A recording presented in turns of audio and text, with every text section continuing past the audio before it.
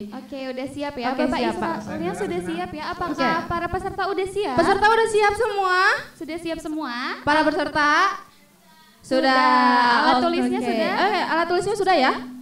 Yang minum dulu, yang Iya, minum, boleh, yang silakan haus. minum. Yang di PSDKU juga ya dipersiapkan. Oke. Untuk mempersingkat waktu dan memaksimalkan waktu, kepada Bapak Dr. Israel Nurdin MH MBA kami persilahkan. Baik. Tes. Saya screen ya. Sudah kelihatan screen-nya? Halo, apa kabar Bandung?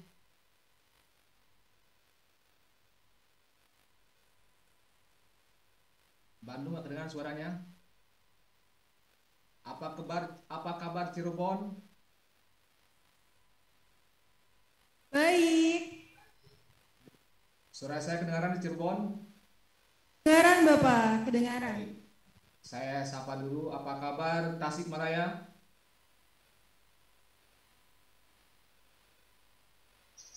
Tasikmalaya, apa kabar? Kedengaran suara saya sana? Baik. Oh, alhamdulillah. Apa kabar Langsa? Alhamdulillah baik Pak. Baik, coba lambaikan tangannya yang belakang itu. Lambaikan tangannya. Ya. Kayaknya Langsa belum berdiri itu. Coba kalian berdiri. Ya, coba gerakan atau sebutkan tagline daripada PPKMB sekarang. 1, 2, 3. Satu irama manis untuk Indonesia. Alhamdulillah, tepuk tangan Langsa. Ya, silakan duduk kembali. Baik, adik-adik sekalian, hari ini saya diberikan tugas oleh panitia untuk menyampaikan materi tentang landasan ideologi negara. Wah, ini materinya berat sekali ini, landasan ideologi negara. Tapi nggak apa, nanti kita coba diskusi sekitar 3 menit ke depan ya. Saya juga kemudian ada waktu juga akan bicara soal value daripada Poltek EP3I ya, value daripada Poltek EP3I. Mudah-mudahan ada waktunya. Hadirin sekalian, bismillahirrahmanirrahim. Assalamualaikum warahmatullahi wabarakatuh. Assalamualaikum warahmatullahi Mudah-mudahan wabarakatuh. tetap semangat ya, tetap semangat. Saya lihat ada juga yang dari rumah masing-masing ya. Ada yang karena barangkali sudah bekerja kelas non reguler, jadi mengikuti PPKMB-nya ada di kantor, ada di rumah, dan sebagian besar di kampus masing-masing, di Bandung, di Tasikmalaya, di Cirebon, kemudian di Padang, Pekanbaru, dan di Langsa. Kita bersyukur tidak ada hentinya kepada Allah Subhanahu Tuhan yang Maha Kuasa. Kita hari ini masih diberikan nikmat sehat ya. Ini suatu hal yang kita syukuri bersama, karena tidak semua orang bisa sehat. Pasti di rumah sakit sekarang, kalau saudara datang ke rumah sakit pasti banyak orang sakit hari ini. Tapi alhamdulillah saudara sehat, berarti ini nikmat dan karunia Allah Subhanahu Tuhan yang Maha Kuasa yang saudara syukuri. Kemudian salam mari kita kirimkan kepada Nabi kita Nabi besar Muhammad sallallahu alaihi wasallam. Semoga kita terutama yang beragama Islam mendapatkan syafaat kelak nanti di yaumil akhir. Hadirin sekalian, sebelumnya saya perkenalkan ya, saya coba saya screen. Ini sudah, nanti kalau panitia tolong cek ya, apakah screen saya jalan atau tidak ya. Nanti khawatirnya saya sudah pindah ke slide berikutnya, tapi di tempat saudara belum pindah slide-nya. Jadi nanti saya akan sapa masing-masing kampus ya. Ini sudah slide saya sudah pindah. Sudah, Ada? Pak. Sudah.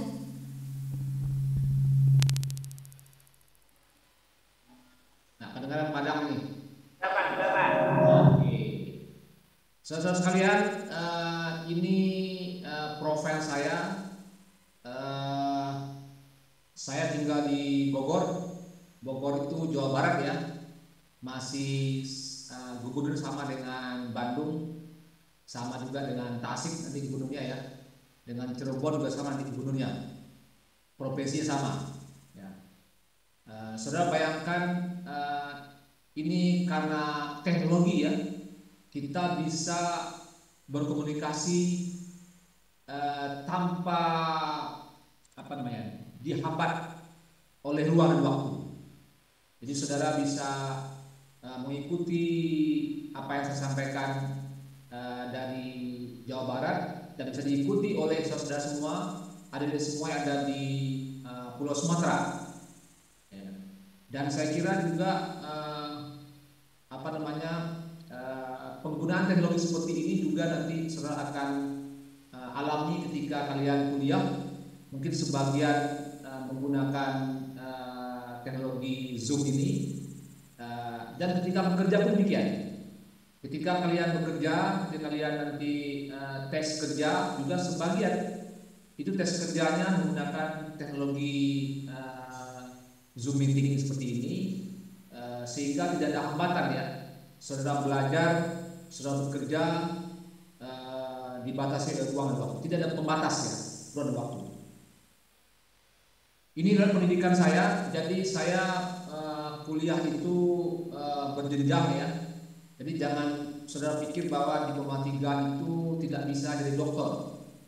Jadi kalau saudara jadi nanti diploma 3 di Politeknik DKI, dan masih banyak orang yang diploma 3, alumni D3 yang kemudian setelah selesai dia kerja, sambil kerja dia harus kuliah lagi, dia belajar lagi, kemudian dia sampai kepada, saya banyak temukan alumni D3 yang sudah S3. Kemudian di samping aktif di pengurus yayasan, saya juga mengajar. Kemudian beberapa kali mengikuti kegiatan di beberapa tempat ya, termasuk di beberapa negara. Saudara-saudara semua, adik-adik sekalian,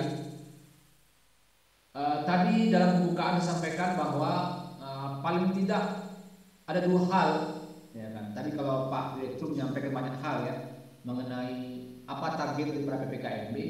Kalau saya paling tidak menyampaikan kepada saudara semua dan sekalian ialah dengan PPKMB ini saudara selama seminggu lebih ya, baik secara regional, lokal di kampus saudara maupun secara nasional nanti di bawah Yayasan GMU nanti kita akan adakan PPKMB secara nasional, nanti diikuti oleh tidak hanya kampus-kampus Politeknik FP3 di Bandung, Tasikmalaya, Cirebon, Padang, Langsa dan Pekanbaru, tapi juga nanti akan diikuti oleh kampus-kampus lain seperti di Medan, kampus Politeknik Medan, kemudian ada kampus Politeknik di Makassar nanti, itu secara nasional akan dilaksanakan. Jadi PPKM ini harapan saya saudara menjadi bangga, ya. Saudara menjadi bangga, kemudian bersyukur menjadi bagian dari keluarga besar Politeknik FP3. Nah, implikasinya, ya, ketika saudara bangga dan bersyukur, maka implikasinya tadi saya sampaikan, saudara harus sungguh-sungguh ya kan, belajar di Politeknik selama 3 tahun atau 4 tahun. Jadi kalau ada pertanyaan nanti dari saya, apa target atau goal PPKMB ini? Maka paling tidak kalau jawabannya ialah saudara bangga menjadi lulusan DKI dan saudara bersyukur. Apa implikasinya? Bangga dan bersyukur itu apa implikasinya? Saudara sungguh-sungguh belajar, menggunakan waktu sebaik-baiknya, ya kan. Kemudian perbaiki skill sebaik-baiknya dan sebagainya. Ya, jadi itu dulu yang harus saudara tanamkan, bahwa tujuannya ialah saudara supaya bangga. Jadi jangan sampai nanti saudara kalian semua itu ketika ditanya oleh temannya di mana kuliahnya, terus saudara pura-pura nggak dengar atau dengan malu-malu menjawab saya di Politeknik FP3I. Ya. Jadi itu tidak kita harapkan. Kita berharap saudara menjadi mahasiswa yang bangga. Kebanggaan Ini bukan sombong ya, maksudnya bukan sombong. Kalau sombong lain lagi ya. Kebanggaan itu membuat saudara menjadi orang yang percaya diri. Nah, jadi kepalanya tegakkan gitu. Jadi jangan sampai saudara ditanya, saudara malu-malu menjawab, malah tidak menjawab. Walaupun saudara nanti kampusnya di Cirebon, kampusnya di Langsa, kampusnya di Padang, saudara bagian dari keluarga besar Poltek EP3. Jadi harus bangga, ya kan? Harus percaya diri, tidak boleh atau jangan sampai menjadi mahasiswa EP3 yang minder, malu. Karena kalau saudara malu jadi malu-malu nanti. Mahasiswa kok malu-maluin, ya. Nah, ini tambah lagi ya, saudara-saudara sekalian, ketika adik-adik sekalian mengikuti pendidikan, apalagi pendidikan tinggi, ya kan, maka saya sering menyampaikan bahwa pendidikan itu adalah investasi yang bernilai. Ya kan? Jadi kalau orang misalkan berinvestasi yang sifatnya real, misalkan beli emas, beli tanah, bikin usaha, bikin perusahaan, deposito dan sebagainya, itu investasi juga, ya kan? Investasi real. Tapi investasi di bidang pendidikan itu nilainya unlimited, ya kan? Nilainya itu unlimited. Ketika kalian kuliah, kalian menginvestasikan uang dari orang tua, menginvestasikan waktu, tenaga, pikiran, ya kan? Kan saudara kan nanti akan menghabiskan waktu, tenaga, pikiran. Mungkin juga saudara harus berkorban, perasaan, harus menghilangkan menunda kesenangan sementara. Ketika belajar, kita kadang-kadang menunda kesenangan sementara. Itu ialah investasi dalam bidang pendidikan. Nah, investasi ini sangat bernilai. Kenapa bernilai? Nah, ini pertanyaan berikutnya. Kenapa investasi pendidikan sangat bernilai? Kalau ada pertanyaan, kenapa investasi bidang pendidikan sangat bernilai? Ya kan? Nah, jawabannya adalah karena hasil investasi pendidikan membuat seseorang menjadi orang yang terdidik. Ya kan? Orang yang terdidik itu berbeda dengan orang yang tidak terdidik. Karena orang terdidik selama 3 tahun, 4 tahun, 5 tahun, 10 tahun dia belajar, dia mendapatkan asupan ilmu pengetahuan, asupan informasi, asupan teknologi dan sebagainya, sehingga sikapnya, pikirannya, bicaranya, perbuatannya itu berbeda dengan orang tidak terdidik. Ya. Saudara bisa bedakan kalau saudara berbicara dengan orang terdidik dengan berbicara dengan orang tidak terdidik. Itu bisa kita bedakan. Oh, ini orang tidak terdidik, ngomongnya sembarangan. Ini orang terdidik, teratur bicaranya dan kata-katanya itu menyentuh. Jadi ada perbedaan yang signifikan antara orang terdidik dengan terdidik dalam hal apa? Cara berpikir, cara bicara, cara bertindak, ya kan, dan sebagainya. Saudara-saudara sekalian, kalau kita lapar, kita punya insting untuk, maksudnya tubuh kita memberikan isyarat bahwa kita butuh makan, ya kan. Kalau kita haus, tubuh kita itu memberi isyarat kepada kita untuk kita harus minum, untuk menghilangkan kehausan dan kelaparan tadi, ya kan. Tapi kalau kita kurang di bidang pendidikan, itu tidak ada isyarat, tidak ada sinyal kepada kita bahwa kita kurang dalam bidang pendidikan. Ini yang berbahaya. Kita merasa hebat terus, padahal sudah tertinggal. Kenapa? Karena isyarat ke tubuh kita bahwa kita kurang belajar itu tidak ada. Beda dengan kalau isyarat kita kurang lapar, kurang makan. Kalau kurang makan kan lapar, kurang minum kan haus. Ada isyarat, ya kan? Sehingga kita minum dan makan. Tapi kalau kita kurang pendidikan, ya kan, kurang belajar, itu nggak ada isyarat. Gitu. tiba-tiba kita sudah tertinggal jauh dibandingkan orang lain. Tiba-tiba kita sudah kalah bersaing dengan orang lain.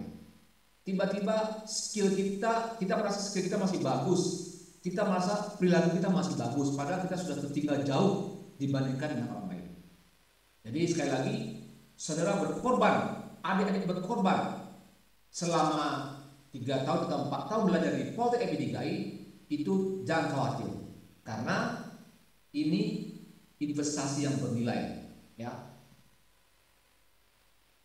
Halo Tasikmalaya, ini sudah pindah slide saya?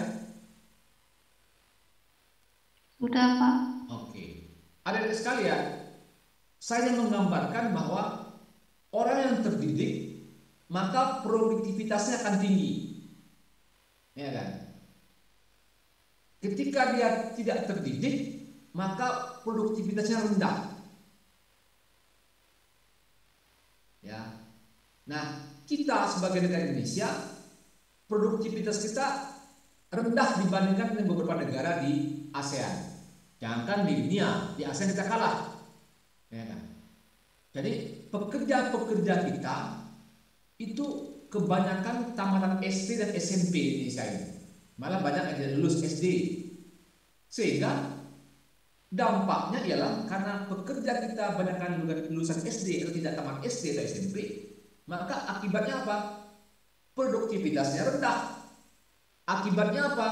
Negara kita sebagai sebuah negara menjadi kalah bersaing dengan negara lain. Kita sebagai bangsa itu kalah bersaing dengan negara lain, dengan bangsa-bangsa lain. Kenapa? Karena kita bangsa yang produktivitasnya rendah. Kenapa? Karena tingkat pendidikan kita rendah. Orang-orang seperti saudara ini itu sangat sedikit di Indonesia, kecil dibandingkan dengan jumlah manusia di Indonesia. Ya. Orang-orang yang kuliah itu kecil sedikit dibandingkan dengan jumlah orang-orang yang tidak kuliah. Jadi ketika kita tidak kuliah, tidak belajar, tidak sungguh-sungguh dalam bekerja, maka akhirnya kita menjadi negara yang tidak produktif dan kalah bersaing dengan negara lain. Maka sekarang itu banyak sekali itu produk-produk dari luar masuk ke Indonesia. Ya kan? Indonesia jadi pasar saja, pasar untuk komoditas daripada produk-produk dari luar negeri. Ya, produk kita kalah bersaing dengan produk-produk dari negara-negara besar, negara-negara maju. Apa ujung tombaknya? Apa fondasi dasarnya? Ialah mereka negara-negara maju itu adalah negara-negara yang tingkat pendidikannya lebih tinggi dibandingkan negara-negara yang belum maju atau berkembang. Jadi ketika tingkat pendidikan sebuah negara itu tinggi, maka itu punya korelasi dengan produktivitas. Ketika produktivitasnya tinggi, maka negara itu menjadi negara yang disegani, jadi negara yang makmur, sejahtera, aman, sentosa, cemah limpah dan sebagainya. Ya. Ini saya lihat nih, tahun 2019. Ini anak-anak yang diploma itu 2,8%. Ya kan? Ada bayangkan, justru yang paling banyak itu tamatan SD atau 4%. Hampir separuhnya tamatan kita di Indonesia ini itu SD atau lebih rendah. Jadi kalau kita tanya ke Depnaker, itu Depnaker bilang bahwa jumlah penduduk Indonesia yang bekerja itu kebanyakan tamatan SD atau tidak tamat SD. Jadi makanya saya ulang-ulang untuk saudara, bersyukur saudara menjadi bagian kecil orang-orang yang terdidik. Ya kan? Diplomanya 2,8%, universitasnya 9,7%. Jadi kalau jumlah sudah 10-11%. Jadi ada 10-11% anak-anak Indonesia ini yang menikmati pendidikan tinggi gitu. Ini data statistik ya tahun 2011 ya. Jadi artinya sekali lagi, bersyukurlah saudara menjadi bagian bagian kecil dari masyarakat Indonesia yang terdidik. Oke, kita lanjut kepada pokok persoalan kita adalah tentang Pancasila sebagai ideologi bangsa. Ini kalau zaman saya dulu ada P4. Zaman sekarang itu macam-macam ya, intinya perubahannya ya. Jadi saudara ketika SD, SMP, SMA, mungkin sejak SD sudah diajarkan itu ya, bahwa kita punya dasar negara atau ideologi kita adalah Pancasila, ya kan? Jadi kalau apa itu Pancasila, di negara-negara di dunia itu kebanyakan ideologinya ya liberal, ya, atau ideologinya sosialis. Jadi kalau negara-negara barat itu banyak liberal, mementingkan individu, liberal. Nah, kalau negara-negara misalkan di Asia Timur seperti Cina, ya kan, kemudian mungkin Soviet, ya, Rusia, itu ideologinya itu sosialis. Kalau kita, ideologi kita adalah Pancasila, di tengah-tengah gitu, ya kan?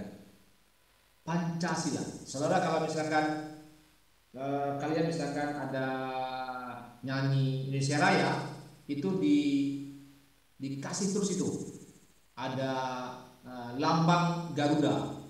Jadi Garuda ini adalah lambang negara, ya kan? Kalau merah putih itu ialah warna bendera negara, ya kan? Kalau Pancasila ideologi bangsa. Jadi ini kalau diteruskan, Pancasila itulah segala sumber hukum.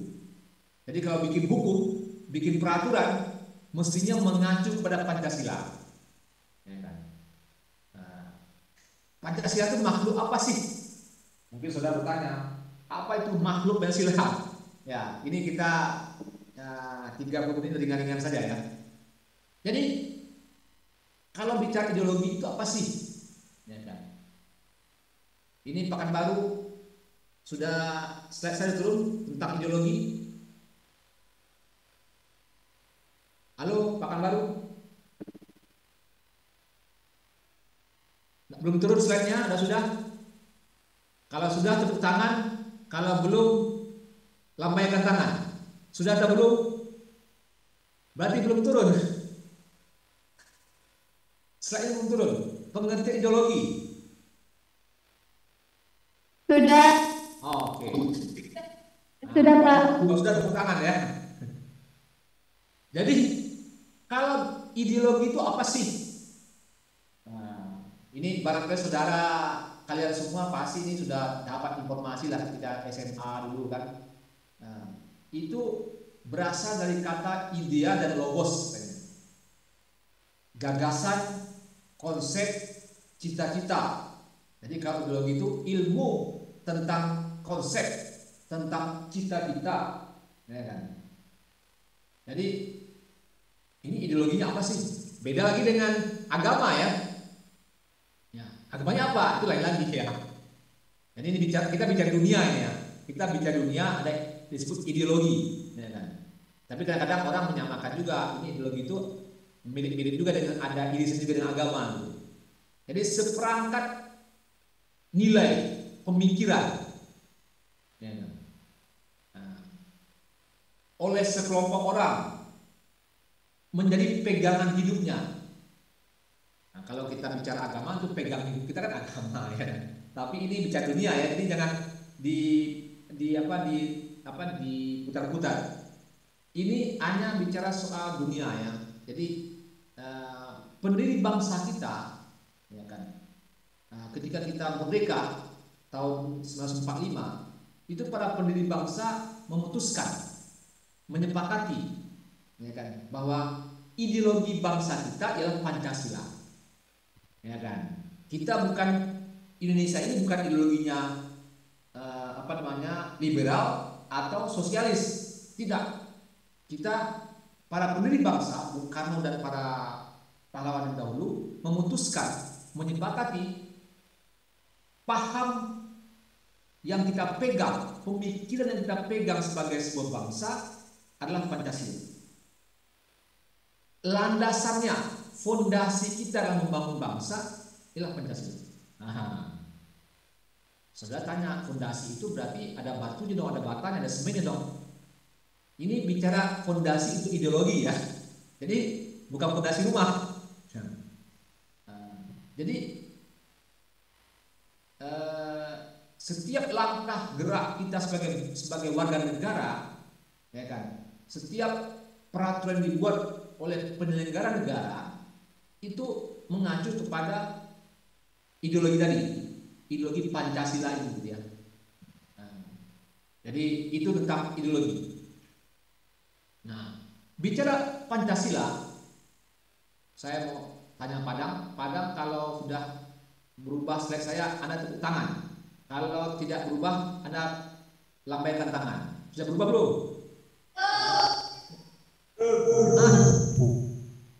Ada berubah-ubah nggak situ? Udah. Ya. Kita udah masuk ke burung Garuda sebagai lambang negara. Ya. Jadi ada lambang negara, ada ideologi negara, ada lagu kebangsaan, ada warna bendera negara. Jadi ini sudah sering ya, sudah dapatkan ini. Saya yang ulang-ulang aja ya. Mungkin saya lebih tahu dari saya. Jadi lambang negara kita itu disepakati ialah namanya Garuda Pancasila, burung Garuda. Di burung Garuda ini ada 5 dasar ya, yang disebut dengan panca dasar. Dilambangkan oleh ini ada bintang, ada rantai, ya dan sebagainya. Ya, ini disebut dengan Pancasila, lambang. Nah, saudara-saudara sekalian, saya mau sampaikan ini, kalau ini saya sampaikan bahwa kita sebagai bangsa itu memiliki dasar ketuhanan yang Maha Esa. Ya. Jadi dilambangkan dengan bintang dia. Jadi orang Indonesia itu tidak boleh punya paham tidak beragama, dia harus beragama. Ya kan? Ketuhanan yang Maha Esa. Kemudian harus saling toleransi antar umat beragama. Kemarin kan ada paus ya datang ke Indonesia. Itu umat agama Kristen, Katolik itu datang semua ke Jakarta ya, ribuan datang melihat paus. Umat Islam di mana? Ya, umat Islam menghormati karena sebagai sebuah bangsa kita diikat oleh Pancasila yang ada dengan ketuhanan. Pak, saya ini tidak punya toleransi dengan umat beragama, berarti kita melanggar Pancasila. Nah, ya kan? Sila pertama, Pak, ini ada pemerintah atau masyarakat yang anti terhadap agama lain, itu berarti melanggar Pancasila, gitu. Kira-kira gitulah ya. Kemanusiaan ada yang beradab, berarti harus punya hubungan kemanusiaan. Ya kan? Jadi kita dalam kehidupan masyarakat harus saling ya menghormati dan merasa kita sebagai bagian dari manusia ya yang harus beradab. Persatuan Indonesia, ya kan? Ini juga kita menjadi negara yang harus bersatu, ya. Jadi persatuan Indonesia itu maksudnya ialah walaupun kita berbeda-beda, kita satu Indonesia, satu bahasa, satu ideologi, ya kan? Namanya Pancasila, bahasanya Indonesia, ya. Jadi walaupun berbagai macam suku bangsa diikat oleh namanya persatuan Indonesia tadi. Ya. Kemudian ada kaitan pimpin oleh hikmat kebijaksanaan dan pusat perwakilan dan terakhir keadilan sosial bagi seluruh Indonesia. Jadi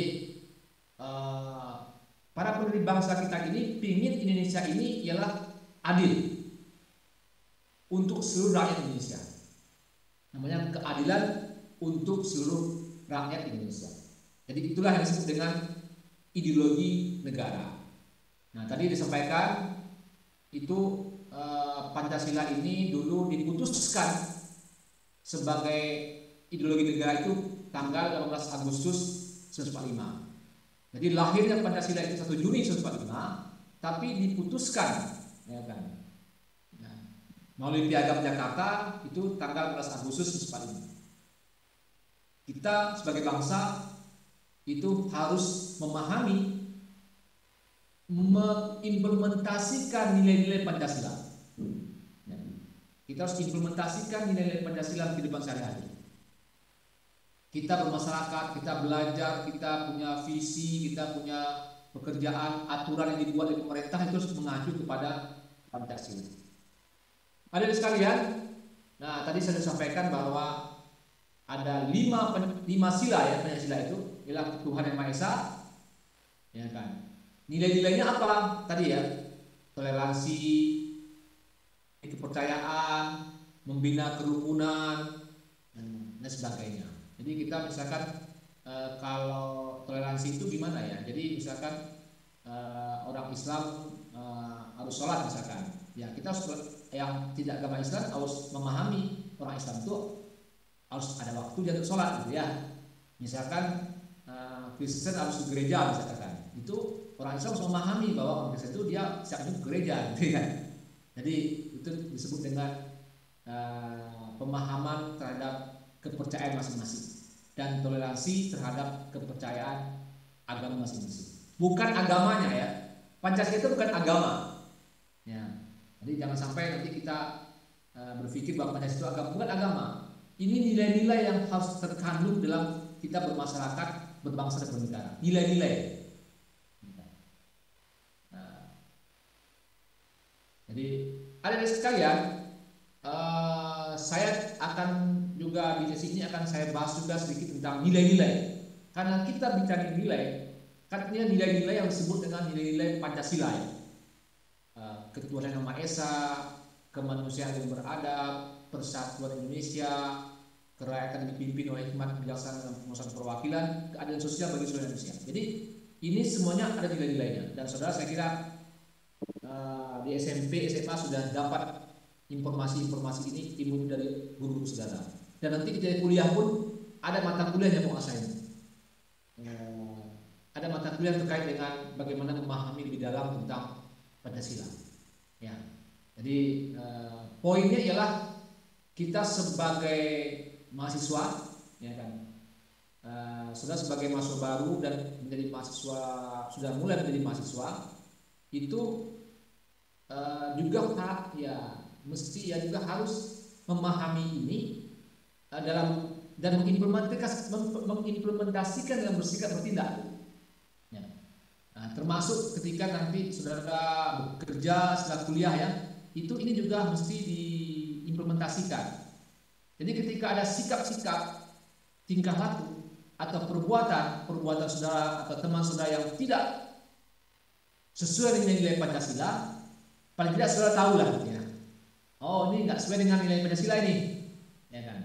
Oh, ini dia bersikap sesuai dengan nilai-nilai Pancasila ya, nilai ketuhanan, nilai kemanusiaan, harus tanggung jawab, ya kan? Harus mencintai sesama, itu kemanusiaan. Kemudian persatuan ya, persatuan itu menempatkan kepentingan yang lebih besar atau kepentingan bersama atau kepentingan bangsa di atas kepentingan golongan dan pribadi dan kelompok. Jadi itu persatuan. Kemudian ada kerakyatan dan keadilan sosial. Ya, saya kira itu. Saya mau masuk juga sedikit dari sisi ini karena cuma 3 menit ya, bicara soal corporate values dari PTS LP3 SG.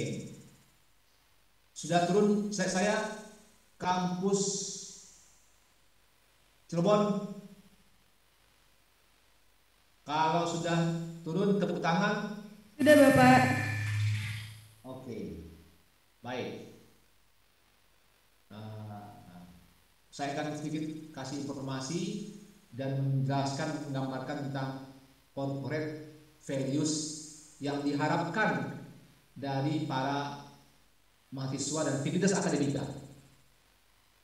Karena kalian sudah menjadi bagian ya,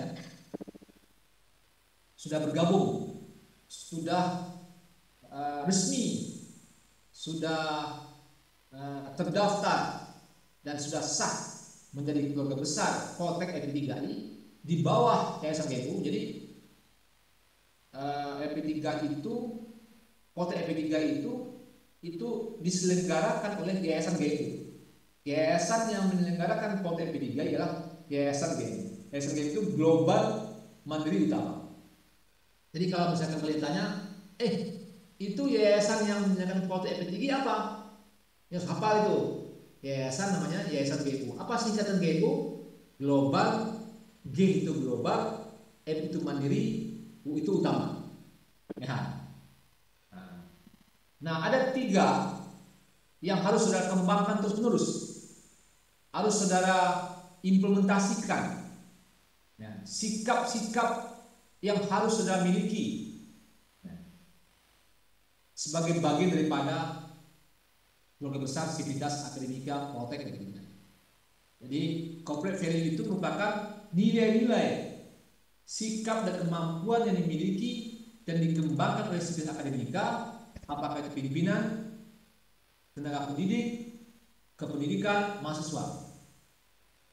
Nah, ini harus dikembangkan dan diharapkan ini diimplementasikan, ya kan, dalam kehidupan sehari-hari, dalam berinteraksi dengan Sivitas Akademika. Nah, pertama adalah adaptif. Jadi bicara values. Kalau tadi kan kita bicara valuesnya nilai-nilai Pancasila, ya kan. Sebagai bangsa kita harus punya pemahaman tentang nilai-nilai luhur bangsa Indonesia adalah Pancasila. Ada 5 tadi kan. Nah sekarang ini adalah nilai-nilai lagi. Nilai-nilai ketika seorang bagian daripada Poltek FP 3. Yang pertama adalah adaptif. Ya. Adaptif itu adalah sikap untuk bisa menyesuaikan dalam situasi yang bergerak sangat cepat. Adaptif. Ya. Jadi sekarang ini sudah ketahui bahwa semuanya itu berubah sangat cepat.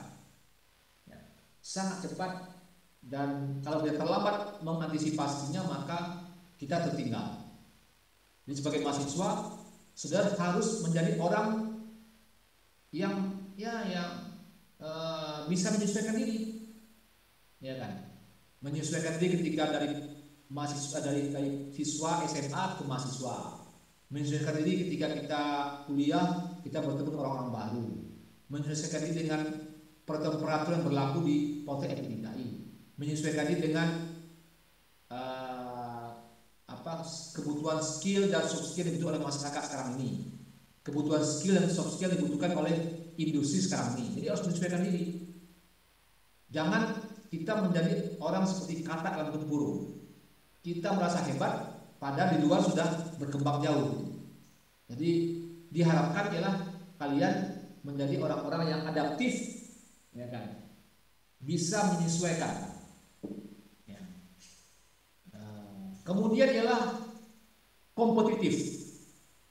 Sebagai sebuah mahasiswa, diharapkan sudah bisa kompetitif, memenangkan kompetisi. Ya, tentu harus fair ya. Jangan memenangkan kompetisi dengan cara yang tidak fair. Jadi kompetitif itu adalah keunggulan untuk menang, kemampuan untuk menang, kemampuan untuk bersaing. Tentu dengan sehat, jangan bersaing tidak sehat ya. Jadi bersaing dengan sehat, jangan bersaing tidak sehat. Berkompetisi. Kita siap berkompetisi dan memenangkan kompetisi. Jangan siap berkompetisi tapi tidak memenangkan kompetisi. Jadi maunya harapan kita kalian harus siap berkompetisi dan memenangkan kompetisi. Ya. Sikap dan kemampuan untuk menghadapi kompetisi itu disebut dengan kompetitif. Jadilah mahasiswa yang kompetitif. Jadi yang berlomba-lomba mencari nilai yang bagus, tapi dengan cara yang sehat. Berlomba-lomba mencari skill yang baik, tapi dengan cara yang sehat. Berlomba-lomba memperbaiki diri. Berlomba-lomba, ya kan, bersaing. Ya. Malah kalau saudara nanti bekerja juga sudah bersaing dengan para pencari kerja lain. Jadi sifat-sifat kompetitif ini harus ada.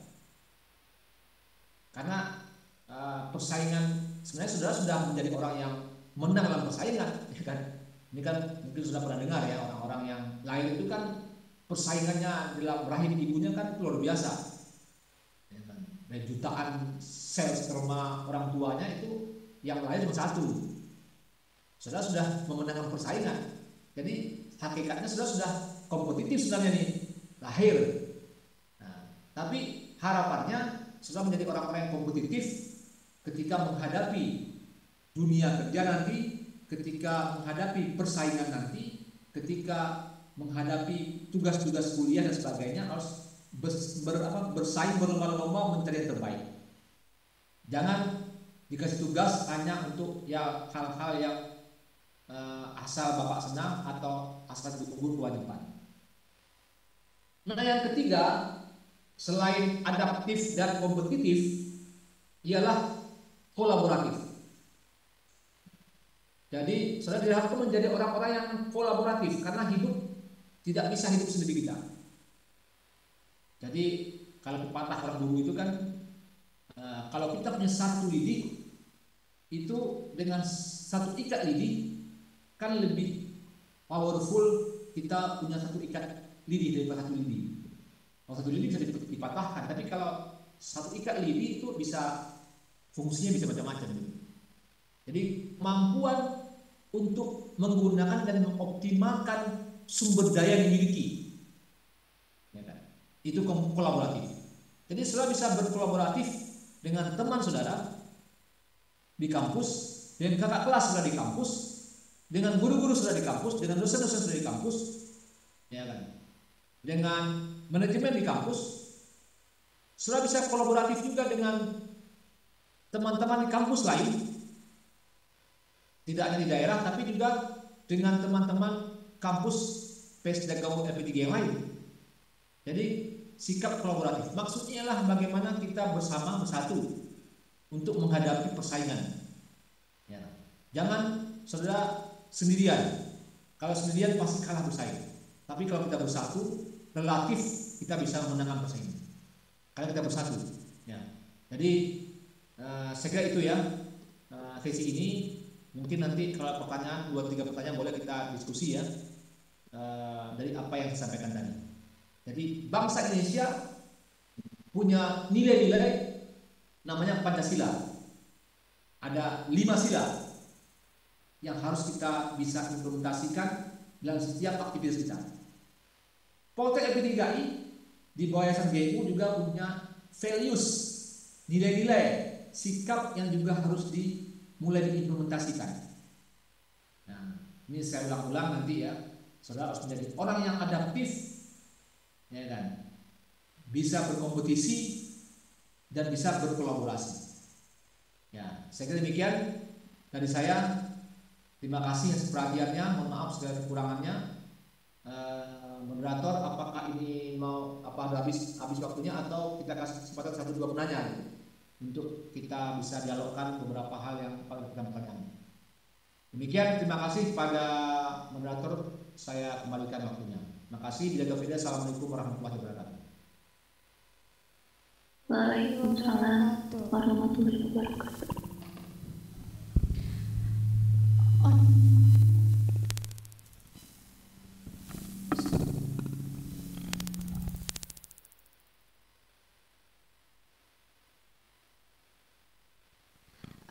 Terima kasih kepada Bapak Dr. Isral Nurdin, MH MBA, yang telah menyampaikan materinya. Materi mengenai landasan ideologi negara. Sangat-sangat berisi ya, teman-teman. Ya, semoga bermanfaat ya untuk para peserta Ya, yang mendengarkannya ya. baik yang di sini maupun yang di PSDKU. Semoga semuanya sudah menulis resumnya ya. Soalnya ini akan menjadi tugas harian bagi kalian semua. Ya, betul. Oke. Di sini kami akan membuka sesi tanya jawab. Jadi bagi para peserta yang ingin menanyakan perihal materi yang sudah disampaikan oleh Pak Isral, silakan untuk mengacungkan diri. Enggak kedengeran, Pak.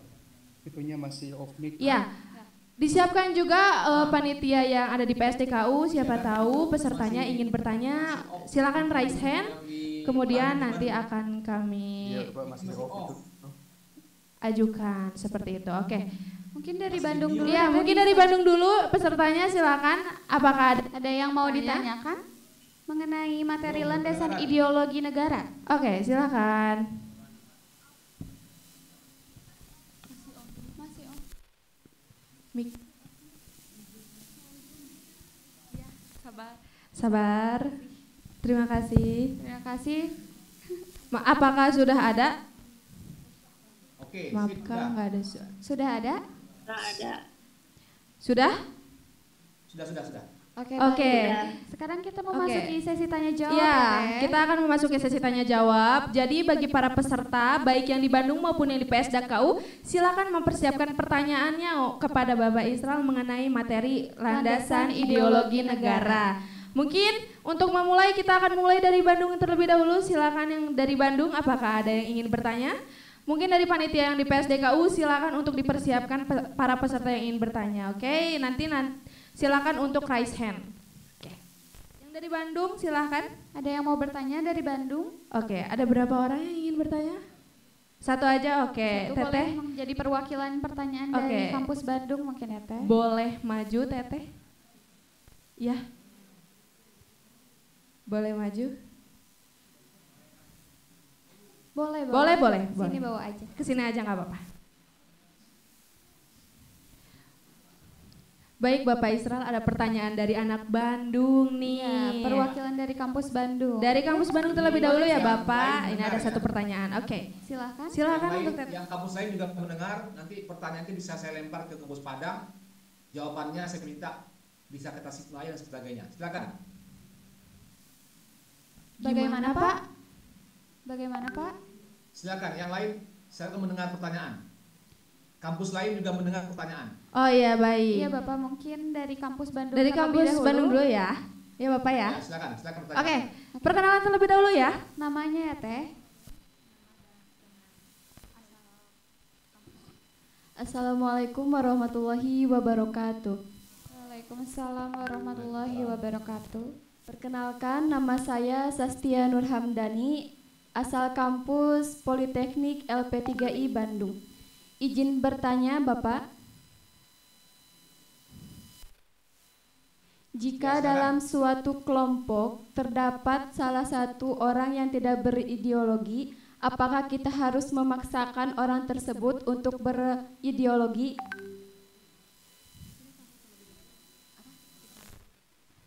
Untuk pertanyaannya mungkin mau langsung dijawab atau ditampung Oke dahulu? Bapak, untuk pertanyaannya bagaimana? Apakah akan langsung dijawab? Apa ingin ditampung terlebih dahulu?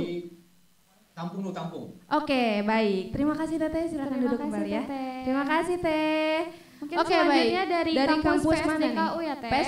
PSDKU yang sudah menyiapkan pesertanya silahkan. Boleh di Boleh raise raise hand hand ya. ataupun chat di kolom chat. Dibuka akan kolom chatnya. Siapa tahu ada yang ingin bertanya. Ada dari Tasik Teh.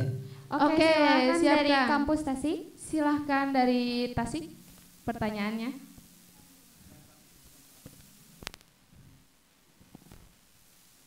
Silahkan dari Tasik.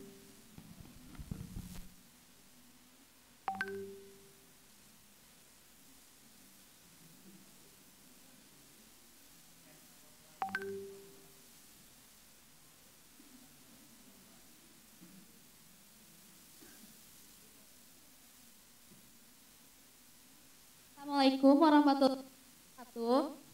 Waalaikumsalam warahmatullahi wabarakatuh. Izin perkenalkan, nama saya Vanessa Dipapadila dari LP3 Itasi. Tadi kan sudah dijelaskan tentang orang terdidik dan orang yang tidak terdidik. Nah, pertanyaannya, bagaimana cara meningkatkan kualitas dan produktivitas orang yang tidak terdidik, Pak?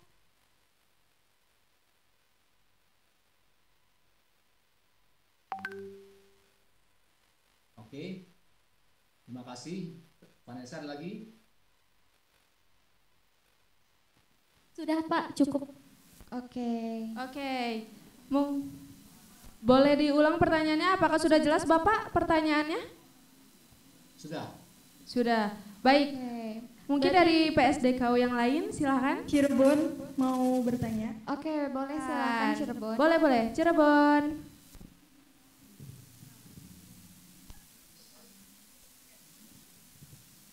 Perkenalkan, nama saya M. Hazel Alvarez dari kampus LP3I Cirebon.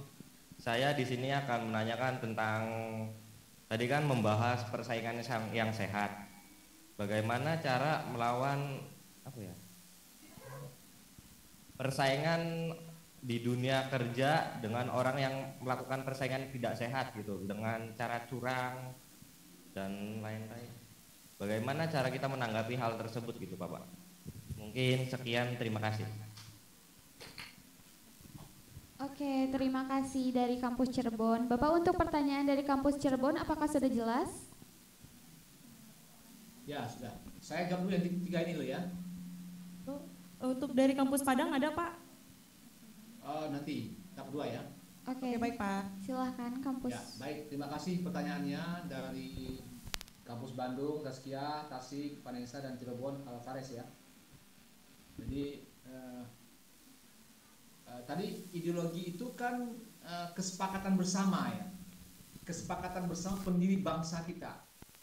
Jadi bangsa kita, para pendiri bangsa menyepakati bahwa kita ideologinya Pancasila. Ya kan?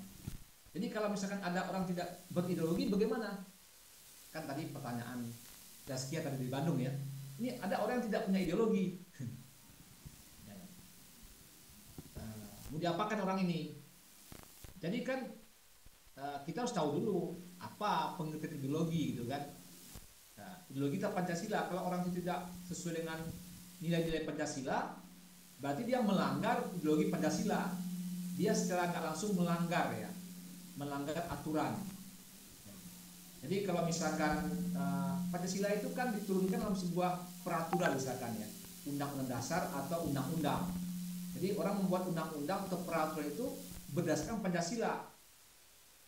Pemerintah atau DPR membuat undang-undang peraturan itu berdasarkan Pancasila. Jadi kalau orang tidak berideologi, kemungkinan dia melanggar undang-undang. Ya. Kalau dia melanggar undang-undang berarti dia bisa kena hukuman oleh pemerintah gitu. Ya kan? Nah, misalkan apa? Misalkan dia tidak punya agama atau tidak tidak toleransi terhadap umat beragama. Misalkan orang lagi sholat terus dia larang untuk nggak boleh sholat misalkan, itu dia bisa melanggar undang-undang, dan kalau melanggar undang-undang dia bisa dihukum gitu. Jadi kita harus paham dulu apa itu ideologi, dan ideologi itu diturunkan, dipertegas, diperjelas dalam bentuk undang-undang, peraturan. Ya, pemerintah peraturan itu berdasarkan ideologi Pancasila. Nah, jadi kalau misalkan orang tidak berideologi, kita harus pastikan dulu ideologi apa yang dia langgar gitu. Undang-undang apa, peraturan apa yang dia langgar. Nah, kalau dilanggar maka tentu yang bisa menghakimi ialah pemerintah juga. Namanya yudikatif kan Indonesia itu ada eksekutif, trias politika kan, eksekutif, yudikatif, legislatif. Jadi kalau misalkan dia melanggar, maka dihukum. Kita sebagai teman tidak bisa menghukum orang karena kita bukan lembaga yudikatif. Jadi kalau teman saudara misalkan melanggar peraturan, saudara tidak bisa menghukum. Kalau saudara nggak punya hak untuk menghukum, paling-paling saudara hukum dia dalam bentuk mengingatkan atau menghindar dari dia, atau dia dikucilkan atau terkucilkan gitu. Tapi kalau hukuman fisik dan sebagainya sudah nggak punya hak untuk menghukum dia.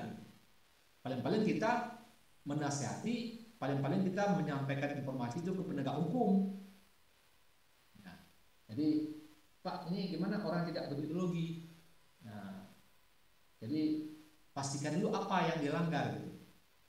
Ya, apa yang dilanggar. Kemudian setelah itu baru kita bisa bersikap. Cuman sikap kita itu juga harus sesuai dengan undang-undang. Jangan kita bersikap main hakim sendiri. Kalau kita main hakim sendiri itu kita salah juga gitu ya. Nah, mudah-mudahan ketangkap. Pak, bagaimana mendidikan kreativitas anak yang tidak terdidik? Kan tadi dijelaskan bahwa kebanyakan masyarakat Indonesia ini tidak terdidik. Pekerjanya tidak terdidik, kebanyakan, lebih besar tidak terdidik, sehingga produktivitasnya rendah. Nah, kalau dia tidak terdidik bagaimana? Ya, logika sederhananya ketika dia tidak didik ya belajar. Soft skill-nya diperbaiki. Ketika dia tidak terdidik, dia harus kuliah lagi secara formal atau belajar secara informal. Karena belajar untuk meningkatkan kompetensi diri itu tidak mesti secara formal, ada secara informal. Jadi kalian bisa belajar secara informal juga. Atau ada tetangga, kerabat, saudara yang punya yang tidak terdidik, itu diarahkan dia supaya dia tetap mengasah keterampilan soft skill dan hard skill-nya. Supaya dia produktivitas, supaya dia produktif atau belajar. Jadi jangan berhenti belajar. Ya. Belajar, Pak ini udah 50 tahun kok masih belajar. Banyak orang sekarang udah 50 tahun belajar lagi. Ya kan? Masuk sekolah lagi dia. Sekarang malah ada paket A, pemerintah menyediakan paket A, paket B, paket C. Kalau kuliah, kalau belajar di perguruan tinggi itu sekarang ada kelas non reguler, kelas karyawan. Malah orang yang sudah 50 tahun itu belajar lagi. Jadi jangan berhenti belajar. Ya. Jadi kalau misalkan ditanya, gimana Pak meningkatkan produktivitas anak yang tidak terdidik? Ya harus dididik dia.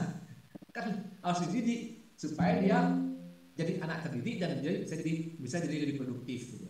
Dan terdidik itu tidak mesti kuliah ya. Jangan Anda pikir bahwa dia harus kuliah, enggak juga. Ya kan? Nah, jadi pendidikan itu kan ada formal, ada informal.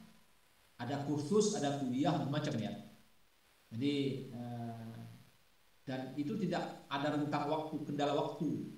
Dan tidak ada kendala tempat sekarang. Ya kan? Dengan teknologi kita bisa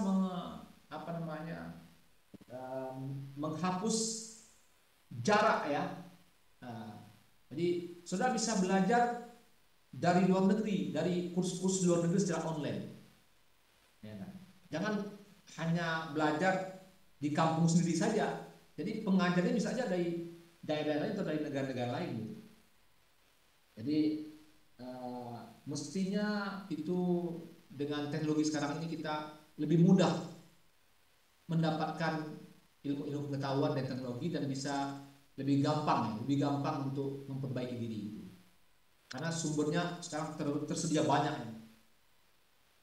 Kemudian tadi ada pertanyaan dari Cirebon, Pak, bagaimana itu melawan orang-orang yang bersaing tidak sehat atau curang? Menanggapinya gimana? Yang pertama kita jangan curang juga gitu. Ya. Kalau ada teman kita curang, kita jangan curang dulu. Jadi tanggapan kita pertama jangan curang dulu. Jangan ikutin orang yang curang. Ya, pertama itu jangan ikutin orang yang curang. Biarlah curang sendiri dia. Nah, paling tidak namanya selemah-lemah iman itu kalau bahasa Islam kan selemah-lemah iman. Kita benci terhadap hal yang tidak baik. Kita tidak senang dengan hal yang tidak baik. Itu selemah-lemah iman. Tapi kalau kita bisa menasihati teman kita dan rekan kerja kita itu lebih bagus, nasihatin supaya kecurangan tadi tidak berlanjut gitu. Ya kan? Dan lebih bagus lagi kita bertindak kan. Kalau kita bertindak itu lebih bagus lagi tuh. Kita tindak. Nah, dengan kemampuan, dengan tangan, dengan fasilitas yang kita miliki kita tindak. Ya, kita lawan kecurangan itu. Gimana melawan kecurangan itu? Ya paling tidak kita sampaikan kepada atasan kita dan sebagainya dengan baik ya. Kita nasihati dengan baik itu orang yang berbuat curang itu, dan kita juga tidak boleh pula melakukan hal yang sama, kecurangan yang mereka lakukan. Saya kira demikian. Saya nggak tahu mudah kejawab, tapi intinya sekali lagi ini masih ada mana panitia? Masih ada yang akan bertanya atau sudah habis waktunya? Halo panitia.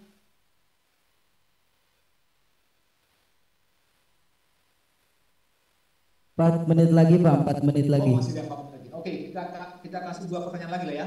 Pak, bisa izin bertanya Pak? Halo? Ya, silakan. Halo Pak. Cek. Oke.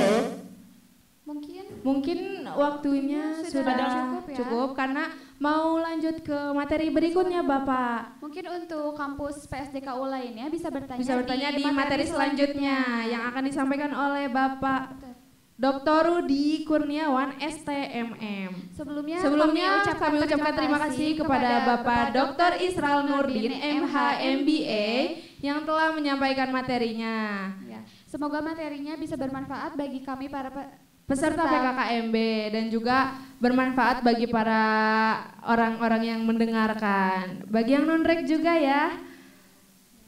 Mungkin terima kasih juga kepada para peserta yang sudah bertanya, yang sudah berani bertanya. Mungkin terima kasih.